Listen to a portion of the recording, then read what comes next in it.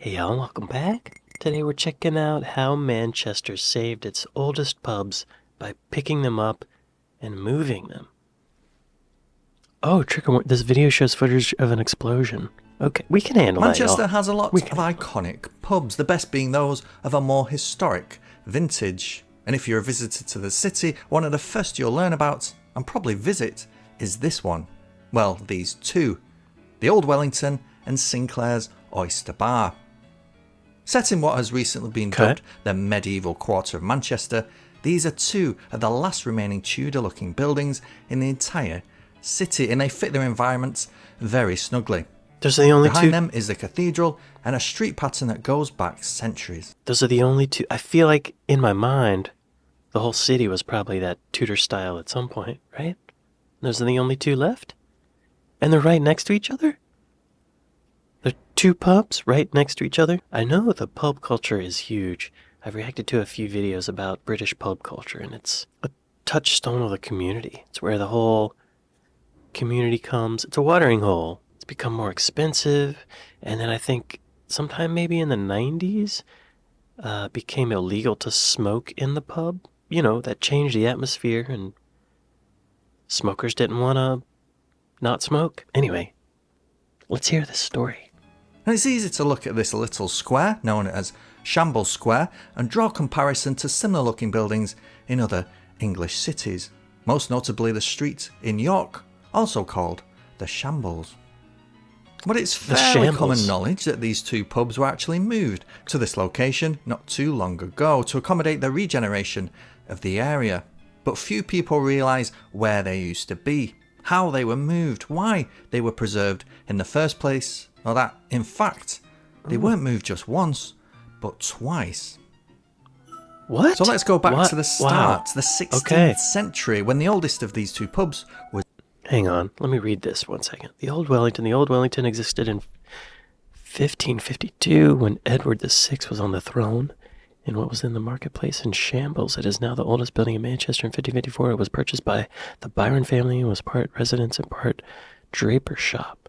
The third story was added in the mid-17th century. In 1691, John Byron, who developed phonetic shorthand, was born here. Whoa! Was built, the Old Wellington, dating back to 1552. To put that into historical context, that's just 5 years after Henry VIII had died. In the 1500s, Manchester was still a small village, barely registering on maps or in historical accounts. A map from 1650, a century after the Old Wellington was built, shows just how small Manchester still was. Everything was centred around the cathedral and the bridge over the River Irwell to Salford. It's a little town. To focus in on this place, we've got to go to a more detailed map, so we have to skip ahead a couple of centuries. Looking at later maps of Manchester shows the city growing slowly at first and then incredibly rapidly from the beginning of the 1800s. Now nearly all of these subsequent maps... I bet that was from the Industrial Revolution, right? Is it Manchester big in steel? Steel? Now nearly all of these subsequent maps show this strange dark line here, an area cutting across the tip of a quite distinctive triangle. To see what's going on around this vague and undetailed world, we have to jump to this map from 1850. Now this is one of my favourite maps of the city, not just because it's beautifully and painstakingly see the blueprints of the building street by street, but it also picks out prominent buildings like the cathedral or the old town hall on King Street, and shows how they were set out on the inside. I wish every map was like that. That must have taken forever. That's a lot of information to put on a map. There might be privacy issues, though. You know? Guess not all of them have it. Like, people's homes don't have that. I've never seen anything If we zoom into the market area, we see the mysterious dark block revealed. It's a fish and game market running down a street called the Old Shambles. Old Shambles. Shambles is a word that used to be used in English commonly to refer to the wood in a street of butchers where animals were slaughtered and their meat sold. But let's not get it wrong here, it's easy to paint a theme park image of market stalls in the Middle Ages, but this was not a nice place to be. A shambles street would have had blood, pieces of meat and offal running down the gutters. The stench would have been awful. I know what that smells like. Disgusting. So when someone says something's in shambles, is that where the word comes from? It must be. Shambles. A state of total disorder. A butcher's slaughterhouse. I'm gonna go out on a limb and just say, yeah, that's where the word comes from. The hygiene completely lacking. It's not really surprising that by the 19th century, the word shambles had become a generic word for disorder and mess. I could have just let the video play and I would have figured out the answer to my question. But that's not how I do. The other great thing about this map is that it names nearly every pub it covers, including this one, the Wellington Inn. This is the original home of the pub we're looking at, and for reference, that's here. But this is 1850. In 1552, when it was built, it wasn't a pub, but a house, and was purchased by the wealthy Byram family a couple of years later. They turned it into a draper's shop and lived above it. It stayed in their family right up until 1692, when John Byram, poet, writer and inventor of an early form of shorthand, was born here.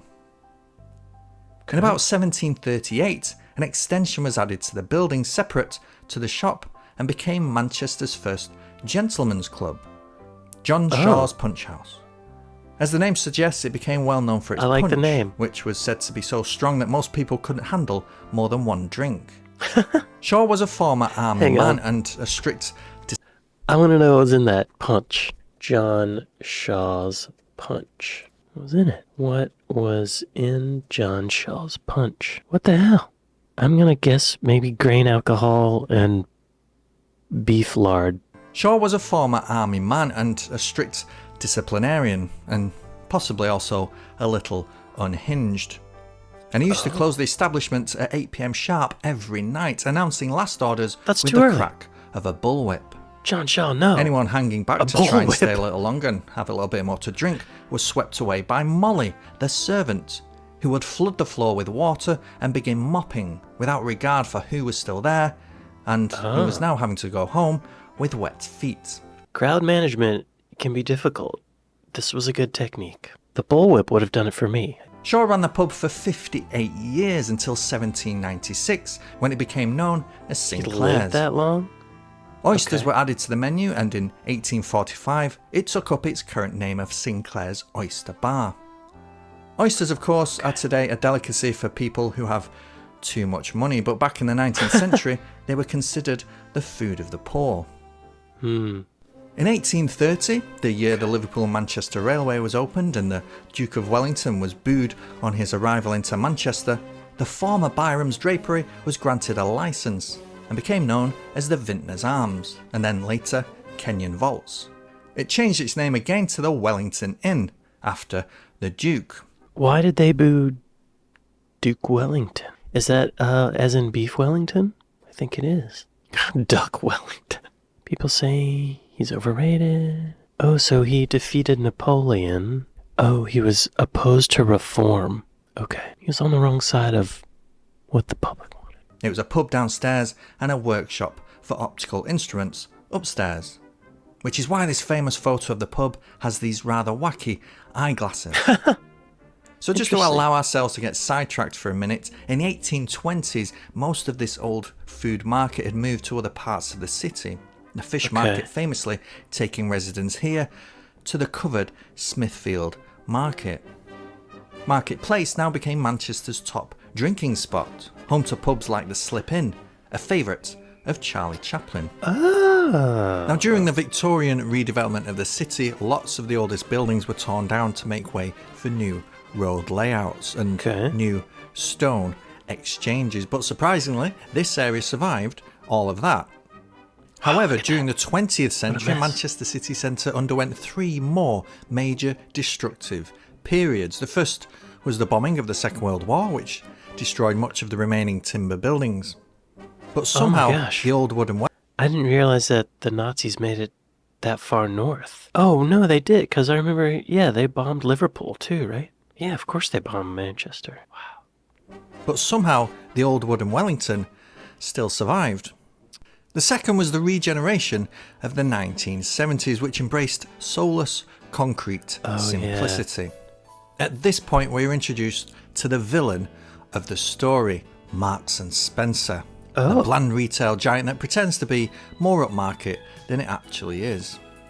Now, okay, maybe it's not fair to pick on Marks and Spencer, quite yet at least, but pressure from big commerce on town planners in the 60s and 70s certainly played a big part in the bleak reimagining of what city centres up and down the country should look like. And here in the old beating heart of Manchester, that meant this. A grey concrete-clad shopping precinct overshadowed by a huge, blocky shop for a certain company. All of this area, in fact, the old Manchester, the tough Manchester that had survived the Blitz, was wiped away in the 70s to make way for the Arndale shopping centre. And part of the big idea for the precinct over here was to create one single level shopping experience from the Arndale through to Deansgate. They built a mall. This meant having to raise the street level here several feet to match. Oh. Now, both pubs have been listed since the 1950s, and thankfully, planners couldn't quite bring themselves Looks to like it's knocking them falling down. apart. And so, they decided to lift them up instead, allowing that. a I'm impressed that they didn't just tear it down. I'm impressed that they have kept this. They tore down everything else around there. And so, they decided to lift them up instead, allowing a road to slip underneath. Ingeniously, the buildings were underpinned with stilts and a steel and concrete raft, and then raised bit by bit using hydraulic jacks. The lifting process took 3 months, beginning in July 1971, and by October 27th, the buildings had been sufficiently raised by about 1.4 metres, or... Wow. This film footage looks like it's from 1920s or something, but this was in the 70s. 27th, the buildings had been sufficiently raised by about 1.4 metres, or 4 foot 9 inches, to meet the new street level. It looks higher And than so, that. here they sat, lone survivors of a time now past. Okay, so Two jaggedy timber that was the first time it moved. They did say that it's been moved a couple times. Two jaggedy timber buildings slumped at the side of a square like a couple of drunken old men trying to take in the changing world around them. Trapped in an open-air prison, the last indigenous holdouts of a new concrete. Oh, wait, is that it right there in the middle? It's right there in the middle of all this modern stuff? Trigger warning, y'all. It's going to be an explosion. That was until 1996, Oh. when this happened. Who's filming that? How did they know it was going to happen? The detonation of an IRA bomb just around the corner on Corporation Street caused widespread damage to buildings far and wide. Thankfully, most just suffering from broken windows, but it provided an opportunity to reevaluate this part of the city. Sins of the 70s wouldn't be completely undone, but by the late 1990s, it was almost universally accepted that this modernist vision of city planning, mixed with such overt dedication to retail capitalism, did not a happy city make. One of them had to go, and of course, it was the architecture. And this is where Marks and Spencer come rolling back in. They were having a new store built in place of the damaged one and pressured the council to let them extend even further this way into the old market square. This was so they could have the biggest M&S store in the world, as if anybody really cared, at 32,500 square metres, and was enough to reshape the entire street pattern. As a result, all of this area would be simplified into the single new Cathedral Street, flanked on both sides by department stores. Yeah, it looks And I know totally I've modern. been pretty dismissive and sarcastic about the 20th century changes to this part of the city, but New Cathedral Street actually did something quite clever. It opened up a direct line of sight between St Anne's Square down here and the cathedral up here. But at last, this ancient heart of the city, where generation after generation of Mancunian bartered at market stalls, plying their various trades and skills amongst the winding shambles streets, the town stocks where people were punished, where soldiers gathered, where proclamations were made, and where the first death of the English Civil War occurred, gave way to yet another soulless, yuppie paradise that will no doubt one day make future generations cringe. Yeah. forcing a Probably. big decision to be made about the last Tudor-style buildings in the city centre. Not including the Shakespeare pub, of course, but that was brought in from Chester in the 1920s, so that doesn't really count. Okay. So now we okay. come to an important juncture. It's crucial to understand two more things. First, Hang on. Let me back up a little bit. So Marks and Spencer built a store there in the 70s and it looked like crap. People hated it. And they doubled down. They're like, we want a bigger one. The windows of our building got blown out, so we want to take over this whole block. So now we come to an important juncture. It's crucial to understand two more things. First, we like timber buildings like this. We always have. It's not just a recent phenomenon. They are pleasing to look at and they are very, very, very relatable on a human level. Stone buildings like the Royal Exchange, while grand and impressive, feel a little unemotional sometimes, standoffish. Okay, yeah, kind of. And buildings like this even more so. Yeah. And the That's a second mall. thing to understand is something you might have noticed already if you were sharp earlier on, that Sinclair's isn't a true timber building. It's brick, stuccoed and painted black and white to look like it's timber. More evidence that we just love this particular look. I didn't catch that.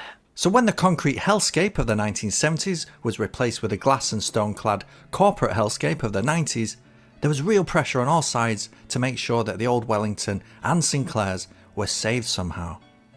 Nice. And that meant moving them 70 metres to here, where they would sit on the edge of the newly created Exchange Square and beside the old Corn Exchange. To fit in the smaller square, the pubs would have to be set at right angles to each other. Oh. The dismantling of the pubs was completed in March 1998. Oh my god, they totally took it apart. 25,000 bricks, hundreds of pieces of timber, seats and staircases were meticulously taken apart, Nightmare. numbered, coded, photographed and stored on a computer before work began. Nightmare. That's a job I do not want. Can you imagine? We're going to take this building apart. We're going to number every brick, every piece of wood. Shoo. That's a commitment to history that I don't know. I think I would just like bid farewell to the building, say thank you for your service. But no, we're not doing that. I can't imagine. And then putting it back together. I can't even build a Lego thing following the directions. I cannot imagine. I'm shocked. I'm triggered. I'm triggered at the thought of having to do this work. It makes me angry that someone would do this. I mean, the work of it makes me angry. I admire them for doing it because now there's this historical building in Manchester that wouldn't have been there otherwise, but damn, that was someone's job. That's the worst job. I would rather be unemployed. Wow. Seats and staircases were meticulously taken apart, numbered, coded, photographed and stored on a computer before work began. Do you think they really got every brick exactly in the same spot it used to be? Who would notice? You know, who would know, really? When reconstruction commenced, 4 carpenters worked constantly 4? on it, That's all? painstakingly 4? piecing the buildings back together. 4 people? 4 people? Sinclair's might seem to have a shorter yet more interesting history, but the old Wellington is a weird old place too. Firstly, it's named after this guy, the Duke of Wellington, Arthur Wellesley, Beef. a deeply unpopular figure in Manchester during his lifetime as he opposed most working class rights. Oh, Secondly, there you the go. sign That's why he opposed working class rights. That'll do it. That'll get the people hating you. Every time. Every time. Right? What an idiot. I dig his beef, though. Secondly, the sign here falsely claims that the old Wellington is Manchester's oldest building when it's just not. Chetham's Oh. library was built over a century before in 1421 to accommodate a college of priests. Lion sign. It might have a timber frame, but it sits on a bed of lies. But in essence, this is still a lovely place to be, surrounded by dark wood, alcoholic beverages, and a lot of lovely history.